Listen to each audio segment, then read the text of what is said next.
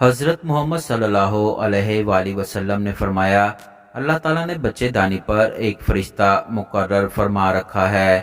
वो ये अर्ज़ करता रहता है, ए मेरे रब, अब ये नुतफ़ा है। ए मेरे रब, अब ये जमा हुआ खून है। ए मेरे रब, अब ये गोश्त का लोथड़ा है।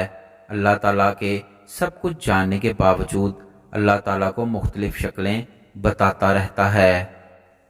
फिर जब अल्लाह इसको पैदा करना चाहते हैं तो वो फरिश्ता पूछता है कि इसके मुतालिक क्या लिखूं, लड़का या लड़की, बदबख्त या नेकबख्त, रोज़ी क्या होगी, उम्र कितनी होगी। चुनाचा सारी तफसीलात इस वक्त लिख दी जाती हैं जब वो माँ के पेट में होता है।